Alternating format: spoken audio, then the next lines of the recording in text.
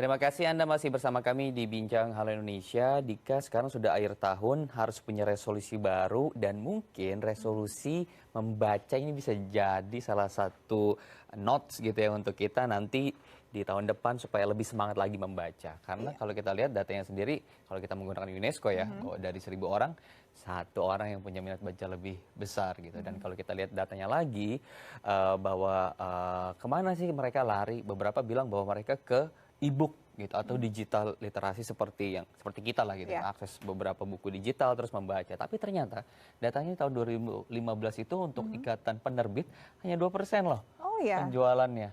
Artinya kemana mereka gitu? Betul, Apakah hanya browsing-browsing di Google tidak jelas mencari topik-topik apa gitu? Atau memang main games? Kita tidak pernah tahu ya. Kalau kita lihat kegiatan literasi sendiri memang sebenarnya apapun ya medianya bisa digunakan. Tapi masalahnya bacaan-bacaannya sendiri apakah memang berkualitas, bacaannya berkonten positif dan juga bisa menumbuhkan ya rasa yang istilahnya ada edukasi untuk mereka, ada manfaat untuk mereka, dan ini yang harus sebenarnya selalu dipantau oleh masyarakat terutama kita juga ya. Nah, kita akan bicara untuk Bincang Halo Indonesia kali ini bagaimana menumbuhkan minat baca masyarakat kita. Tapi sebelum kita sapa narasumber kita hari ini, kita akan sama-sama saksikan terlebih dahulu tayangan berikut.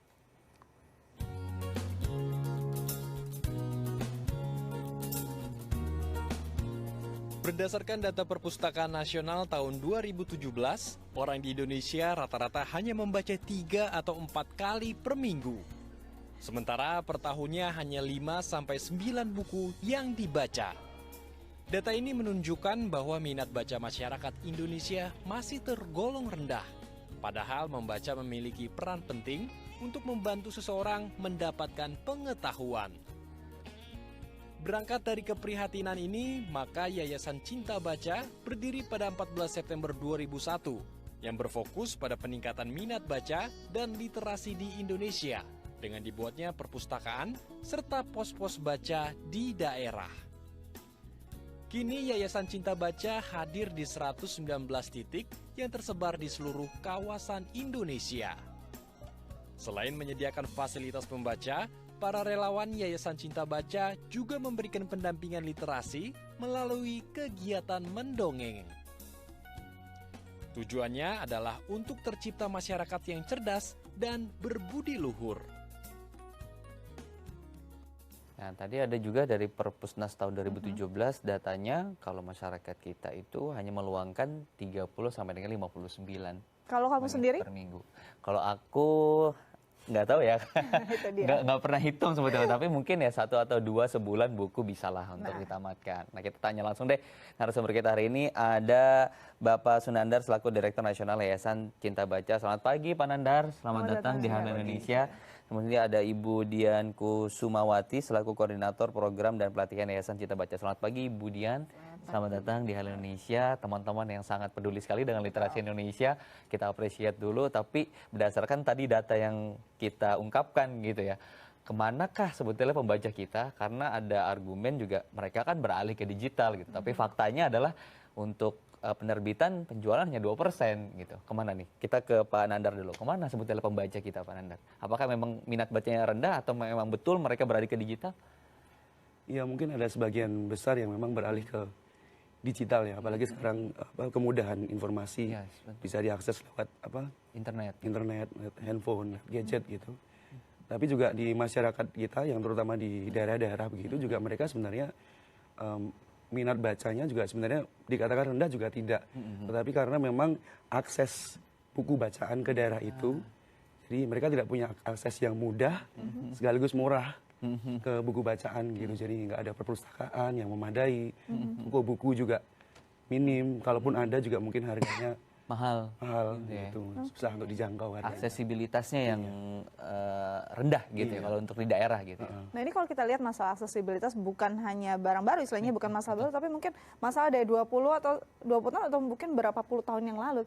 Apakah di tahun 2018 yang semuanya serba digital, semuanya serba istilahnya canggih gitu, masih masalah akses jadi masalah yang sangat besar untuk bisa anak-anak paling tidak di pelosok untuk bisa mendapatkan literasi yang baik?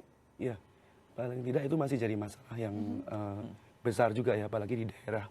Karena juga kan buku-buku, apalagi biaya kirim dan segala macam itu. Walaupun sekarang sudah banyak dibantu oleh pemerintah lewat Pos Indonesia itu dengan kiriman buku gratis, tapi ketika kami masuk ke daerah-daerah di pelosok begitu juga, katakanlah kita bicara anak-anak, mereka sangat haus dengan pengetahuan, dengan buku cerita. Apakah kebutuhan di informasi. sekolah mencukupi, Pak? Karena kalau kita lihat di daerah juga ada sekolah gitu ya, dan sekolah umumnya gitu ya, punya perpustakaan gitu. Apakah buku-buku di situ sudah mencukupi atau memang jumlahnya tidak banyak dan variasinya juga tidak banyak? Temuan teman-teman Yayasan Cinta Baca gimana? Betul, itu jumlahnya tidak banyak, juga variasinya itu juga banyak. Jadi sebenarnya Yayasan Cinta Baca waktu awal berdiri, tahun 2001 itu awalnya bukan bicara tentang minat baca, tapi awalnya waktu itu pendiri kami, Pak Pardomo Nainggolan itu menemani anaknya untuk mengerjakan tugas, kemudian berkunjung ke perpustakaan-perpustakaan di sekolah, dan mendapati perpustakaan di sekolah itu kondisinya memprihatinkan gitu.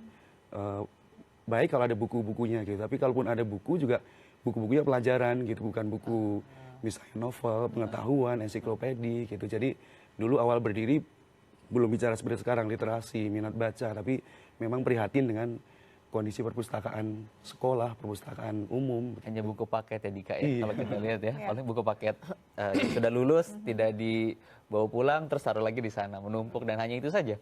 Dan itu membuat anak-anak mungkin enggan ya. Salah satunya kita dulu enggan membaca karena hanya buku pelajaran. Nah, kita ke Mbak Dian. Sebagai salah satu koordinator program, program apa sebenarnya yang memang ditawarkan atau misalnya disediakan untuk memfasilitasi anak-anak Indonesia untuk bisa paling tidak mau membaca? Iya.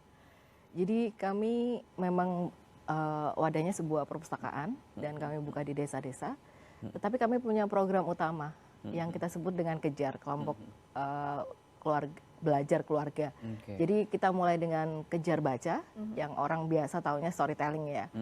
Jadi bedanya kejar baca dengan mendongeng itu pun juga berbeda. Jadi fasilitasnya harus menggunakan buku sebagai sarananya. Terus kemudian kita lanjut kepada kejar baca, kejar cerdas. Jadi kejar cerdas ini melatih ibu-ibu bagaimana sih membacakan buku dengan cara menarik kepada anak-anak sejak usia dini. Jadi dari usia 3 sampai 6 tahun. Ini kurikulumnya kita buat khusus untuk 10 kali pertemuan itu minimal sekali pertemuan mereka akan membaca 4 buku. Jadi nanti 10 bulan, 10 kali pertemuan mereka akan membaca 40 judul buku yang berbeda. Wow. Dan ini akan merangsang anak dari sejak usia dini. Kita latih ibu-ibunya. Banyak sekali ibu-ibu yang sekarang sukanya nonton ya. Iya. Ibunya suka nonton enggak? Karena kamu suka nonton Iya, sinetron. jadi kalau Enggak dong. kalau ibunya suka nonton otomatis anaknya akan suka nonton. Jadi dimulai dari dimulai dari keluarga sebagai teladan yang memberi contoh kepada anaknya bagaimana sih. Terus kemudian program lanjutannya setelah mereka mengikuti kejar cerdas selama 10 kali, mereka akan lanjut kepada kesehatan, kejar sehat. Jadi kejar sehat ini sehat secara harmoni, jadi secara utuh. Di sini pasti kita nggak ada yang sakit ya, tapi kalau sakit hati ada yang tahu? Nggak ada kan? Nah, jadi kejar sehat ini kita melatih ibu-ibu bagaimana sih harmoni antara diri sendiri, orang lain, Tuhan dan lingkungannya. Nah, itu akan kita ajarkan di dalam kelompok kejar Sehat. sehat. Jadi tidak hanya fasilitasnya saja yang diciptakan, tapi humannya juga yang secara lokal gitu, yang bisa membantu anak itu tumbuh minat bacanya adalah tadi orang tua dan keluarga. Menarik, kita akan ulas nanti nih lebih dalam tentang kejar-kejar program kejar ini. Tapi sebelum itu kita harus jeda dulu nih pemirsa. Tetap bersama kami di Bincang Hal Indonesia.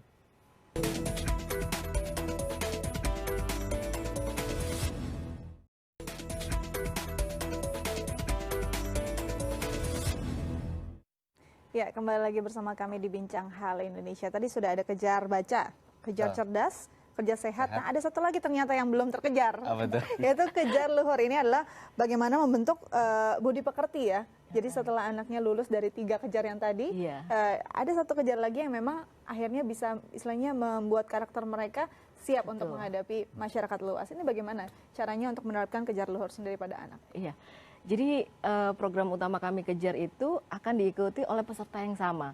Jadi begitu ibunya punya pengetahuan yang baik dengan kesehatannya tadi, mau nggak mau anaknya akan ikut kan, karena dia akan memberikan teladan di keluarganya. Terus kemudian dengan penambahan kejar luhur tadi, ibu diajarkan. Yang selama ini kelompok itu saling tertutup, akhirnya ibu-ibu tuh mulai terbuka. Bagaimana dia harus mengampuni suaminya, bagaimana dia harus percaya diri dengan mungkin rambutnya yang keriting atau warna kulitnya yang tidak putih sesuai dengan iklan begitu ya. Terus lama-lama dia akan memberi contoh yang baik kepada keluarganya, kepada anaknya. Anak yang ikut dari kejar baca, kejar cerdas, kejar sehat sampai kejar luhur, mereka akan usia sekitar lulus SD atau SMP kelas 1, kelas 2. Jadi nanti anak-anak itu akan diajarkan bagaimana sih berkarakter yang baik. Anak cerdas banyak, anak pintar banyak. Tetapi yang berkarakter nanti dia nanti dia pinter, akhirnya dia merancang bom lewat Google ya kan, terus kemudian dipakai untuk mengancam. Nah tapi karena dengan kejar luhur, betul, jadi luhur itu meredam itu semua betul gitu. Jadi anak-anak yang mencari jati diri di usia SMP itu mereka sudah punya pondasi yang baik, karena kita pengen kan 10 tahun yang akan datang mereka akan menjadi generasi kita. Oke, ini saya sebetulnya pengen gali lebih banyak tentang kejar, tapi saya mau ke Pak Nandar. Pak Nandar, ini kan ada 119 titik ya, kurang lebih lah seperti itu ya. Ini apakah memang semuanya ada pendampingan seperti ini? Karena kan kalau kita lihat harus ada pendamping di awal gitu, sebelum nanti orang tuanya bisa berjalan sendiri untuk mengajak anak-anak di kampung mereka gitu. Ini gimana tahap awalnya dan apakah relawannya itu memang sebanyak itu untuk bisa memberikan pendampingan? Iya.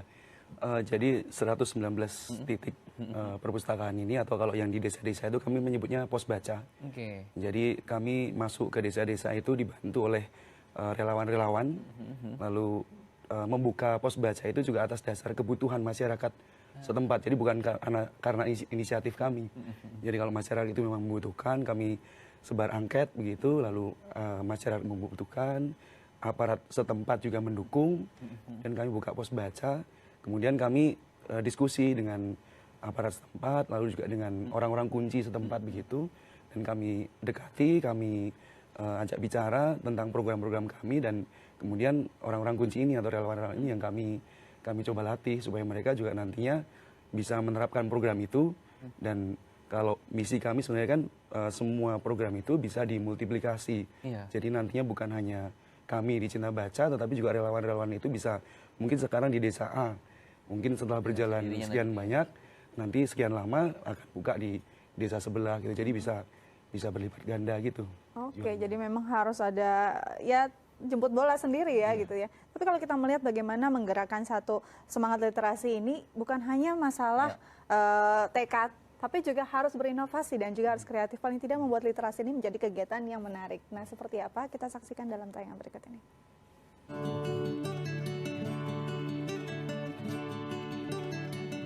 17 tahun hadir sebagai salah satu pegiat literasi di Indonesia di tahun 2017, Yayasan Cinta Baca menghadirkan konsep baru, yakni perpustakaan masa kini yang mengusung tema literasi kreatif.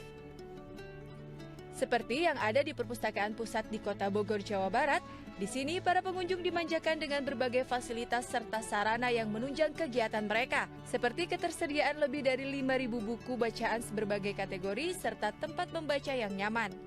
Tak seperti perpustakaan pada umumnya, di sini para pengunjung juga diberikan kebebasan untuk melakukan aktivitas lain seperti belajar bersama hingga mengerjakan tugas kelompok.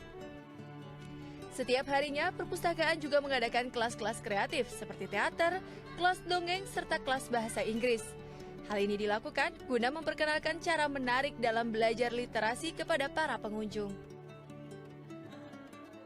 Itu baru namanya perpustakaan masa kini. Jadi saya ingat ada salah satu survei pengguna Instagram gitu ya Dika ya, dari 120 pengikutnya gitu.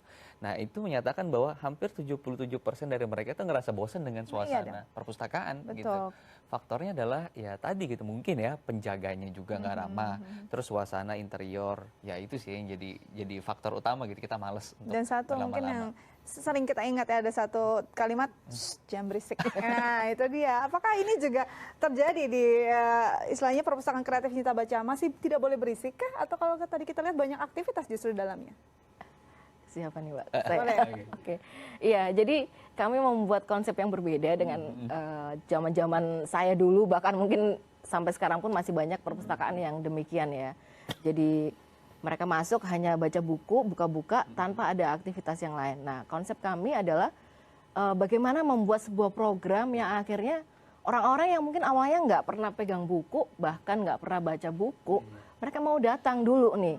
Nah, konsep itu yang kami usung, jadi dengan berbagai macam kreativitas yang menarik sehingga program tersebut didatengin sama mereka-mereka gitu. Jadi mereka datang ke perpustakaan awalnya tujuannya mau ikut misalnya kelas teater atau mau ikut kelas apa dulu begitu kan. Nah, terus kemudian setelah mereka datang, mereka lihat kan, wah ini perpustakaan bagus banget gitu kan. Kenapa saya nggak pegang bukunya? Kenapa saya nggak coba-coba pilih buku yang sesuai dengan saya? Terus kemudian saya akan membuka bukunya. Nah, konsep itu yang kami usung. Jadi mereka datang pertama kali untuk ke Cinta Baca nggak apa-apa. Memang dia bukan tujuan untuk meminjam buku ya. Tapi karena tujuan kegiatan tersebut. Tapi ujungnya mereka lama-lama akan tertarik untuk membaca. Jadi gitu. sebetulnya dua fungsi dari ruangan itu bisa digunakan ya. Kalau di ITV kan kita punya perpustakaan yang jadi satu untuk ruang tunggu. Nah, tadi saya lihat juga Mbak Dian dan Mas Nandar pagi-pagi sudah mulai baca buku. Nah, mungkin itu sebetulnya bisa menarik minat baca lagi untuk masyarakat buat konsep ruangan yang juga ada perpustakaan ya, betul gitu ya Mbak. Nah, saya ke Pak Nandar, ini kan kalau kita lihat mereka trafficnya lumayan cepat di sana, dan permasalahan saya kalau masuk ke perpustakaan adalah susah nih nyari buku yang saya mau dan harus datang ke rak, semua rak harus saya telusuri gitu. Nah, ada nggak sih sebetulnya yang memudahkan untuk kita nih yang profesional butuh data-data atau informasi supaya bisa lebih cepat seperti itu? Iya, kami di Perpustakaan Cinta Baca kami sudah menggunakan fasilitas secara komputer gitu ya. Jadi mesin pencarian yang bisa dicari. Jadi buku-buku sudah masuk di dalam data komputer. Kami menggunakan software SLIMS yang dikembangkan oleh itu open source gitu. Jadi setiap orang yang mau cari informasi, mau cari buku tentang sastra misalnya, atau pengarang siapa, atau judul buku tertentu langsung bisa di-track di komputer. Lalu pustakawan kami juga akan membantu menunjukkan di kode berapa, misalkan klasifikasi nomor berapa akan ditunjukkan. Kalau misalnya kebingungan juga kami bisa siapkan juga bukunya gitu. Jadi sebisa mungkin memudahkan pengunjung juga, kan tadi sudah dijelaskan juga bukan perpustakaan yang konvensional yang kalau dulu kita bilang berdebu, nggak boleh berisik, nggak ada kegiatan, hanya sekedar cari informasi gitu. Tapi kalau di Perpustakaan Cinta Baca, selain kita bisa cari buku yang kita inginkan, yang berharap di kita ada, karena buku-buku kita juga mayoritas juga donasi dari berbagai pihak begitu. Lalu juga mengembangkan dengan kegiatan-kegiatan yang bisa menolong pengunjung itu juga bisa mengaktualisasikan dirinya gitu. Oke. Nah, kalau kita lihat tadi mungkin di Perpustakaan Cinta Baca yang memang sudah dengan fasilitas yang sangat memadai, dengan relawan yang juga mudah mungkin aksesnya karena di tengah kota. Nah, bagaimana dengan perpustakaan-perpustakaan kecil yang ada di pelosok-pelosok desa? Apakah ada kegiatan yang juga dikonsep untuk menarik minat baca? Kita akan bahas setelah jeda berikut ya. Tetap bersama kami pemirsa di Halo Indonesia.